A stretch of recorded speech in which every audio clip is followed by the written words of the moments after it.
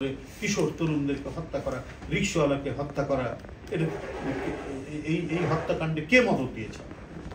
আমরা কিন্তু এটা বুঝতে পারি, এদেশের জনগণ বুঝতে পারে, গণমাধ্যম বুঝতে পারে। এই মদত যে পার্শ্ববর্তী দেশ থেকে তিনি পাচ্ছেন এবং তাদের শেল্টারেই যে তিনি এই কাজটা করছেন, তাদের আশ্রয়ে প্রশ্রয়ে পুষ্ট হয়ে যে তিনি এই কাজ করছেন এবং নিজ দেশের সন্তানদেরকে তিনি গুলি করতে নির্দেশনা দিচ্ছেন কোনো দ্বিধা, কোনো দ্বন্দ্ব, কোনো হেজিটেশন ছাড়া, ইতস্তত করা ছাড়া, যে কত বড় রক্ত পিপাসু হতে পারে এই কাজ তিনি করতে পারেন, এই অবস্থা তিনি করতে পারেন। ইনুর সাথে তিনি কথা বলছেন এবং এই প্ল্যানিংটা করা হয়েছে একেবারেই, মানে আজকের যে বিষয়টি গণমাধ্যমে এসছে তাতে মনে হচ্ছে শেখ হাসিনা তার নিজস্ব লোক, তার দিয়ে তিনি প্ল্যানিংটা করেছেন, তিনি নির্দেশনাটা দিয়েছেন এবং ফিল্ডে বাস্তবায়নের জন্য নির্দেশ তিনি দিচ্ছেন হাসানুল হক ইনুকে, এবং মূল কাজটা করছে হচ্ছে তাপস, ব্যারিস্টার তাপস, যিনি দক্ষিণের মেয়র করা হয়েছিল প্রায় বিনা ভোটে।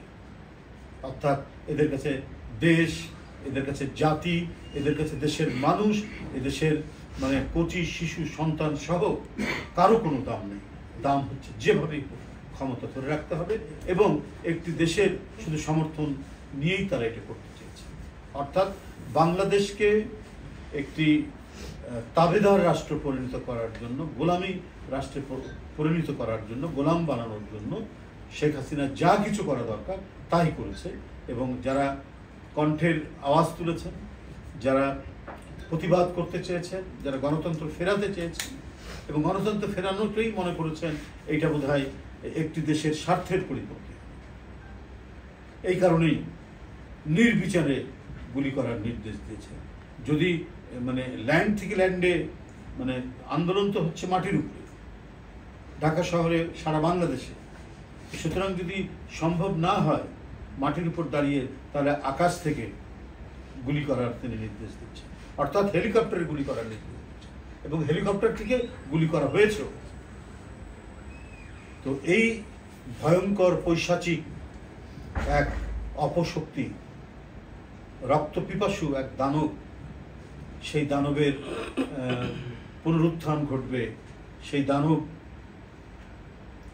এই দেশে রাজনীতি করবে। তাহলে হিটলারের রাজনীতি জার্মান স্বীকৃতি দিতে পারে? স্বীকৃতি দেয়নি কেন? হিটলারের নাৎসি দলকে সেখানে নিষিদ্ধ করা হয়েছে কেন? ফ্যাসিস্টদেরকে ইটালিতে নিষিদ্ধ করা হয়েছে কেন? তাদের বর্বরতা, তাদের নির্মমতা, তাদের গ্যাস চেম্বার, মানুষকে পুড়িয়ে মারার কি ভয়াবহ সব দৃষ্টান্ত, এটা তো ইতিহাসের সাক্ষী। তাহলে অনেকেই যারা বলেন যে তাদের প্রত্যাবর্তন ঘটানোর জন্য যারা কি বলে চিন্তা করছেন, তাদের সাথে বন্ধুত্ব করার জন্য চিন্তা করছেন, তারা কি ইতিহাস থেকে কোনো শিক্ষা নেননি? আমাদের দেশে একটি রাজনৈতিক দল, ইসলামপন্থী একটি রাজনৈতিক দল, বরাবরই আমার মনে হচ্ছে আওয়ামী লীগকে সন্তুষ্ট করার জন্য তারা এদেশে রাজনীতি করার সুযোগ পেয়েছেন। শহীদ জিয়ার, তাদের মানে শহীদ জিয়ার কাছ থেকে তারা সুযোগ পেয়েছে। তাদের নিষিদ্ধ দল ছিল, শহীদ জিয়া তাদেরকে রাজনীতি করার সুযোগ দিয়েছে, কিন্তু এমন কোনো তাদের মিটিং নাই, এমন কোনো তাদের কর্মসূচি নাই যে তারা স্বাধীনতার ঘোষক শহীদ রাষ্ট্রপতি জিয়াউর রহমানকে সমালোচনা করেনি এবং মানে তীব্র ভাষায় সমালোচনা করেনি। এরপরে আমরা দেখেছি প্রতিটি ঘটনায় তারা আওয়ামী লীগের সাথে, আওয়ামী লীগের সিদ্ধান্তের সাথে এক হয়ে তারা কাজ করেছেন। ৮৬ নির্বাচনে যাওয়া, সেটাও তারা আওয়ামী লীগ নির্বাচনে গেছে, মানুষকে প্রতিশ্রুতি দিয়েছে এক, কাজ করেছে আরেক। ঠিক একইভাবে তারাও করছে এই ইসলামপন্থী জামাত ইসলাম। এরপরে আমরা দেখেছি সে ভয়ঙ্কর তত্ত্বাবধায়ক সরকার বিরোধী করলেন, মানে আন্দোলন করলেন তত্ত্বাবধায়ক প্রতিষ্ঠার জন্য।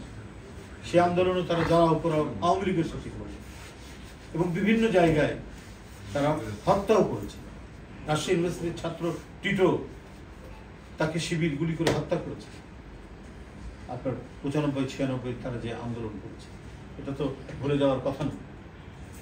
এই সমস্ত ঘটনা আমরা জানি, আমরা প্রায় দেখেছি প্রতিটা ঘটনা। এবং ২০০৮ সালের নির্বাচনে যাওয়া, ম্যাডাম যেতে চাননি, তাদের নেতারা বাধ্য করেছিল, তারা না হলে ইন্ডিভিজুয়াল। এখন আবার তারা স্বরূপে সমুক্তিতে বেরিয়েছেন এবং আওয়ামী লীগের পুনর্বাসন চাচ্ছেন, ভারতের সাথে ভালো সম্পর্ক রাখবেন, দল হিসেবে রাখতে চান, সেটা আমাদের কোনো আপত্তি নাই। কিন্তু এটাও তো মনে রাখতে হবে, তারা শেখ হাসিনার